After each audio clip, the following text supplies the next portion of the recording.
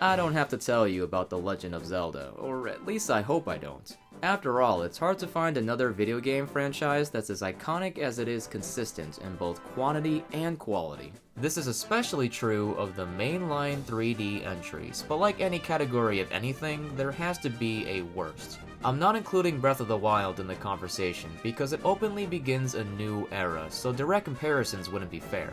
Keep in mind, the worst 3D Zelda game is far from an insult. All of them are great, and let's be honest, your favorite is probably just the one you grew up with, or the one you beat first. When it comes to least popular, that has to be Skyward Sword for a simple reason. Most individuals are not willing to play a lengthy adventure game with motion controls, regardless of how good it actually is. Couple that with its hand-holding linear nature and you've got a whole recipe for the black sheep. I don't blame anyone for feeling that way, but least popular doesn't necessarily equal the worst. Motion controls and linearity affect the game's appeal, not necessarily the quality. There's a difference there. That's not to say Skyward Sword didn't have its issues. I'm gonna sound like a broken record after FF7, but if Skyward Sword were a few hours shorter, it would be a better game. The padding is legitimately its biggest weakness, and I can feel the message board users lining up to supply evidence with the imprisoned and the tad tones and what have you, all while conveniently ignoring the lows of these two games. For the record, they're two of my favorites, but believe it or not, criticizing what you love is important. Remember Beneath the Well in Majora's Mask? It's a mandatory labyrinth where each door can only be opened by doing a fetch quest. This is such an uncreative, blatant waste of time that it's almost insulting. I seriously doubt anybody does this nowadays without using a guide, and if you're an exception, I feel bad for you. Remember Wind Waker before Wind Waker HD? There used to be so much more redundant song playing, slow sailing, rupee grinding, and Triforce hunting. Out of the Zelda remasters, this one was needed the most. And when compared to the others, remember how these two have a small number of dungeons and they're generally underwhelming? I love playing these songs over and over.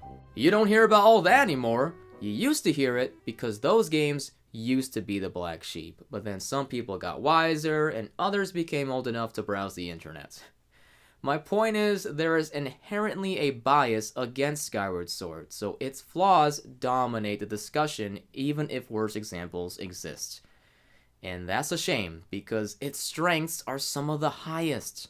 At the very least, Skyward Sword is a top 3 contender for best story in a Zelda game, largely due to having the best main cast. If you didn't laugh at Girahim's antics, cheer for Groose's redemption, and anticipate every single interaction between Link and Zelda, you have no soul. Supporting them is a diverse range of characters, since this is the 3D Zelda that relies on nostalgia the least. By the same token, Skyward Sword excels at having a memorable set of dungeons, and I don't mean Water Temple memorable, I mean subverting expectations with the Ancient Cistern and Timeshift Stones. The level design continues to be immaculate in the overworld, to the point where it's practically a mini-dungeon. It's a shame this is so overlooked because it's not typical Zelda. That's why I believe Skyward Sword is not the worst 3D Zelda. It has a lot of original strengths, and given a remaster like all the others, its flaws could easily be fixed. The actual worst is not known for being original. It has flaws that can only be fixed by a remake. Look, I would happily mash through Fee's interruptions if it meant I wasn't playing The Legend of Zelda Twilight Princess. I'm sure you've noticed by now, but I like to be sarcastic and hyperbolic for the sake of entertainment. Don't take this too seriously, okay? Cool. The gloves are off! I do realize this is not an uncommon favorite Zelda game, let alone 3D. I also realize it launched with the Wii, so this was a popular first Zelda game. I can definitely see how it'd be appealing to someone going through puberty, and there's nothing wrong with that. I don't even look like I hit puberty. I played every 3D Zelda when they initially released, and yet I've beaten the others several times without ever beating this one. I made it to the ends, but I guess I didn't bother. I likely would have never bothered if it wasn't for this video. You're welcome. Right off the bat, this is the worst opening to a 3D Zelda. There are slower openings, yes, but they involve likable characters, fascinating locales, and engaging motivations. Twilight Princess has Ordon Village, full of characters that inspire apathy, besides the occasional "oh yeah" at their existence. Honestly, who are you emotionally invested in here? Not the goats for one. About that, a video game usually starts by introducing fundamental mechanics, right? Well, Twilight Princess feels the need to show you how to herd goats, summon hawks, and fish, only one of which I ever did again. This may not be the longest opening, but it sure feels like it, because story-wise and gameplay-wise, who cares? TLDR, there's a kidnapping and Link himself gets imprisoned in the Twilight Realm, where he randomly turns into a wolf and meets a reason to care, Midna. I truly do not believe it's possible to dislike Midna. She is the embodiment of sassy, rude dialogue choices, except she has the balls to choose them. She's by far the best companion in the series, and your real motivation will be to find out more about her. Not to save these stupid kids, and not even to rescue Zelda. Here's a challenge. Name one personality trait of Zelda in this game. Wow, your silence was correct because you can't. Spoilers, despite the title drop, Zelda is not the Twilight Princess. She is the obligatory princess. That one cutscene of Zelda in Majora's Mask is equally as impactful as her entire appearance here. She merely exists because the setting is Hyrule. Nonetheless, Zelda's been captured by Zant, who, after taking the throne from Midna, aims to merge Hyrule and Twilight into one.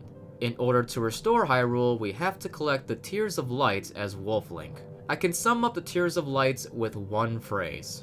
Ugh, let's get this over with. This task isn't necessarily terrible, it's just boring. There really isn't much to explain, so let me put it this way. This game came out in 2006, when there was already a superior Zelda game starring a wolf that year. And if that's not enough, Majora's Mask already had a transformation mechanic, and it was better! Thankfully, I'm playing the remaster, which isn't looked fondly upon due to the missed opportunity in graphics, but there are less tears to collect, so it's better. The Tears of Light collection only happens 3 times, and goodness gracious did they save the worst for last. It begins by walking to Castletown, then we walk to Lake Hylia, then we auto-scroll to Zora's Domain, and then we can finally collect the tears by walking around Lake Hylia, auto-scrolling to Zora's Domain, going all the way back to Castletown, and then back to Lake Hylia for a boss battle. This whole segment takes about an hour, which is longer than a few dungeons. They sure ended the Tears of Light with a bang, as in I'm the one getting shot. Man, it would be so much better if the tears weren't so spread apart, if we didn't have to be a wolf, and if there were an actual layer of death, like, I don't know, stealth. Just saying. And what's our reward for that painful endeavor?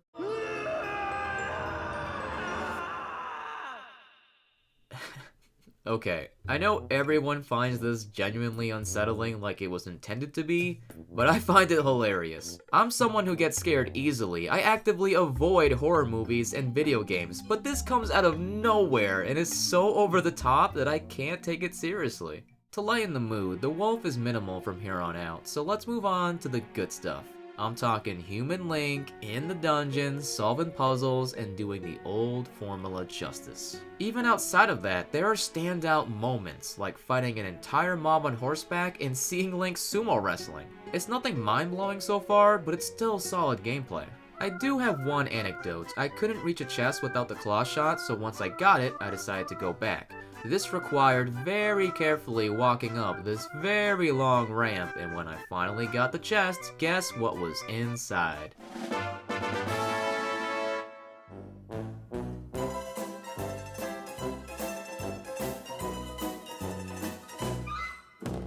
Our goal has been retrieving the fused shadows, artifacts powerful enough to defeat Zant. So naturally, Zant kicks her ass anyway, steals the fused shadows, almost kills Midna, and worst of all, curses Link to be a wolf. No! Once again, this is a great moment. For the first time, despite seeming untouchable and selfish, Midna is vulnerable and prioritizes Link and Zelda over herself. As for Zelda, she does something. I don't know what she did, and I don't know if she died, but she did something for once. Not to mention, the music during this part speaks for itself.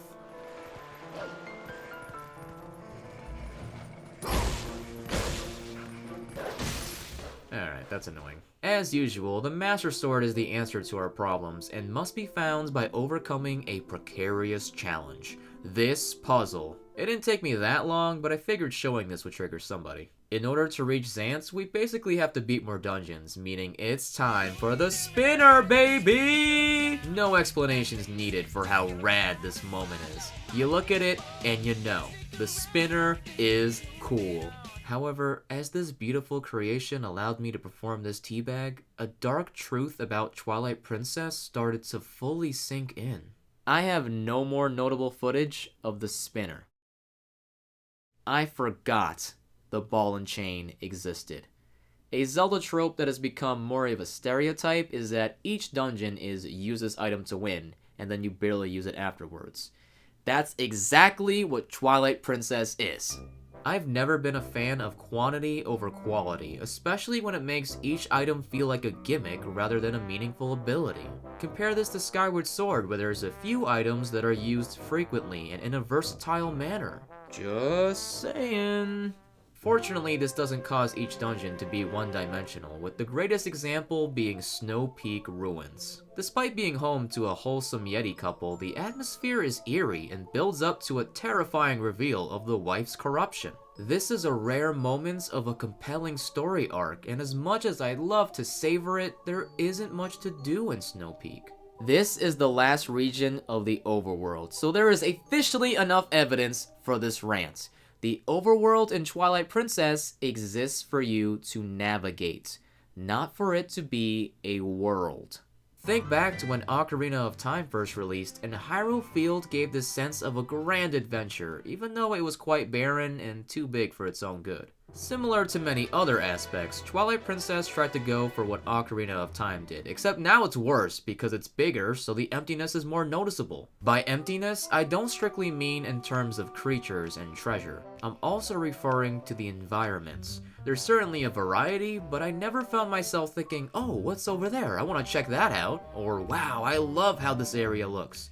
Everything is just so typical, like a default template of a Zelda game. Again, this is quantity over quality. Skyward Sword may feature only 3 regions, but at least they have characterization and develop over time. It is sad how this overworld is thoughtful yet looked down on, while Hyrule Field gets a pass for showing up. Just saying! I was trying to avoid the Ocarina of Time pandering, but there comes a point where it's unavoidable. After the initial backlash over Wind Waker, Nintendo tried to win the fans back by making the game they wanted. Ocarina of Time, but edgy. What they got instead was Ocarina of Time, but worse. While the fan service is welcome at times, it ends up overshadowing what little Twilight Princess had to stand on its own. I mean, we're 12 hours into the story here, and turns out Ganondorf is the true villain, because why not? His introduction is badass, but his overall inclusion feels disjointed from the rest of the adventure. And like Zelda, he doesn't do much until the very end of the game. These are easily the worst 3D iterations of Zelda and Ganondorf. Hyrule Warriors did them better. Hey, remember when I mentioned padding? Surprise! It's here too. I wouldn't say it's my least favorite part of the game, because unlike the Tears of Light, I can find humor in this situation. So one of the kidnapped villagers, Ilia, lost her memory after the incident. She's supposed to be important, but all I can say about her is her face is ugly in HD, which is relatable. The key to her memory is a wooden statue stolen by a doctor, then stolen by a cat, then stolen by a gang of skeletal dogs? The doctor and the cat have connections to Ilia, I can accept that. But skeletal dogs? And instead of getting any sort of context for this situation, we get this. What? What? Oh my god, that was the dumbest part of the game. This does lead to a western shootout-like battle in the Hidden Village. When you talk about epic Zelda moments, this one can't be ignored. Having too much fun? Well, to reach the next dungeon, we have to find 6 statues scattered throughout Hyrule. When I wanted a reason to explore the overworld, this isn't exactly what I had in mind. The dungeon isn't worth it anyway. City in the Sky is home to the worst idea ever created by human thought. This thing. The second most memorable character for all the wrong reasons. My issue here is the double claw shots, because they should be a highlight, but instead they're aim, wait, aim, wait, aim, wait, aim, wait, aim, wait, aim, wait, aim, wait! Man, what are we even doing here on this planet? It doesn't even matter. Oh. We're almost done. And the rest is pleasant. Twilight Princess has a strong finale, if you turn your brain off. There are 2 short dungeons left, the first being Twilight Palace. This is when we put Zant out of his misery, but not before he does a complete 180 in personality. You can call his character complex, I'll just call it Dollar Store Kirihime. It ends at Hyrule Castle, where Ganondorf was apparently up to no good off screen and Zelda never died? I don't know. The climax is 4 bosses in a row. Puppet Zelda, Beast Ganon, Horseback Ganon, and then just Ganon. If there's one thing the game nails, it's making you feel like you're doing something epic, and this is the epitome. As Ganondorf dies in an alpha male fashion, Midna appears in her true form, evoking feelings reminiscent of a thank God she's 18 moments. She then returns to the Twilight Realm as its rightful princess, but not before preventing their worlds from ever colliding again.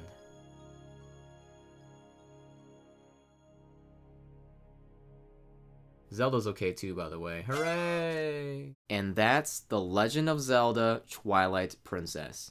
If this is your favorite, I'm not judging you. But for those who don't already love it, I don't see why I would ever recommend it over any of the others. Twilight Princess is a game full of memorable moments, but that's all they are. Moments. Everyone knows the horseback duel, but what was the context? To save Colin, a character who we're supposed to feel emotional for, yet is barely established and has no effect on the plot. What about the hidden village? That was for Ilia to regain her memories and imply a romance that absolutely nobody is invested in. There are so many moments like these that may be enjoyable while they last, but permanently expose the narrative's flaws. The kidnapped children are immediately saved off screen, the captured princess repels personality, the supposed huge threat is abruptly second fiddle, the actual huge threat is shoehorned fan service, and there's all these other forgettable characters I deliberately chose not to mention to make you realize how forgettable they are. I understand we all love Midna, but she is a fraction of the plot. As negative as I've been, I did allude to this being a great game. Even though the wolf is uninspired and the items are gimmicks, there's still a consistently solid experience here. In the end, gameplay is what matters most. But this video isn't about whether or not this game is good. It's about whether or not it happens to be the worst. And unfortunately for Twilight Princess, all the 3D Zeldas have good gameplay, so the other aspects are what set them apart. You think Majora's Mask, Wind Waker, and even Link's Awakening are beloved for their dungeons? No, it's because their world building and characterization are unique and unforgettable. This, on the other hand, doesn't even have its own coherent identity. As a result, Twilight Princess is only going to age poorly as time passes. The more 3D Zeldas there are, the less incentive there is to play it. And that's why it's the worst. It has lows just like any other, but this time, there is nothing special about it. It's like a popcorn flick, entertaining yet unimpressive. To reiterate one last time, I don't dislike this game by any means. People who don't know me may assume I'm needlessly hating on their favorite games, when in reality, I have a signed copy of Xenoblade 1. I platinumed Final Fantasy VII. I like Twilight Princess. I just want their successors to be better, and I don't want everyone to blindly listen to the internet. I know it's not cool to say, but fans don't always know best. Luckily, we're halfway there. It's impossible for me to hate Twilight Princess when it already inspired a much improved successor. And I don't mean Skyward Sword.